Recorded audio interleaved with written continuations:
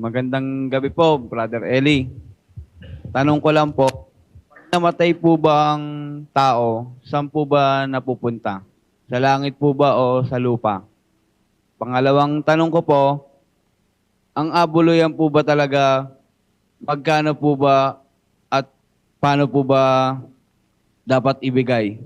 Abulo yan, utos ni Kristo, kapatid. Kaya lang, ang sabi ni Kristo, yung nasa 9:7 ng ikalawang Korinto, Magbigay ang bawat isa ayon sa ipinasya ng kanyang puso, huwag mabigat sa loob o dahil sa pinipilit, sapagkat iniibig ng Diyos ang nagbibigay na masaya. magbibigay ayon sa pasya ng puso. Hindi ikapo, bawal lang ikapo ngayon, hindi ikapo ang batas. Yung ikapo, batas yon sa panahong Israelita. Pero sa ating panahong Kristiyano, sabi, magbibigay ka ayon sa pasya ng iyong puso. Huwag mabigat sa loob o parang pinipilit, sapagkat ang iniibig ng Diyos yung nagbibigay ng masaya. Ngayon, doon sa isa mo pang tanong, ang tao pag namatay, saan mapupunta ang kaluluwa niya, no?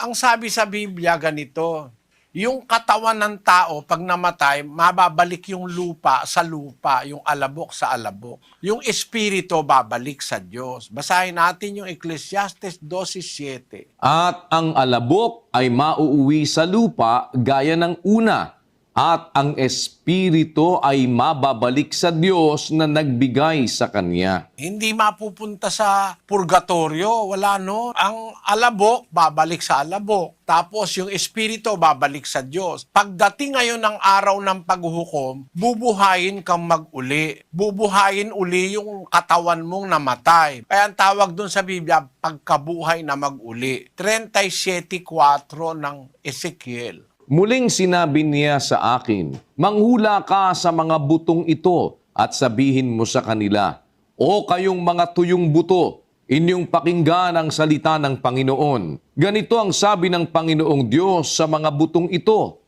narito, aking papapasukin ang hinga sa inyo at kayo'y mga bubuhay. At lalagyan ko kayo ng mga litid at babalutin ko kayo ng laman at tatakpan ko kayo ng balat at lalagyan ko kayo ng hininga, at kayo'y mga bubuhay, at inyong malalaman na ako ang Panginoon. Kahit na yung butong tuyo na matagal ng patay, na disintegrate na dahil tuyo na bubuuin uli yun. Yun ang sinasabi rin sa pasyon Nakasulat din sa pasyon yung kinopya lang sa Biblia yun Bubuuin uli, mabubuhay kang mag-uli, tapos haharap ka sa hukuman ng Diyos. Samantalang hindi pa naghuhukom, yung lupa nasa lupa, yung espiritu babalik sa Diyos. Pagka dumating na yung paghuhukom, bubuhayin ka mag-uli, ilalagay uli yung espiritu ng buhay sa'yo, mabubuhay ka. Pagkatapos haharap ka sa paghuhukom.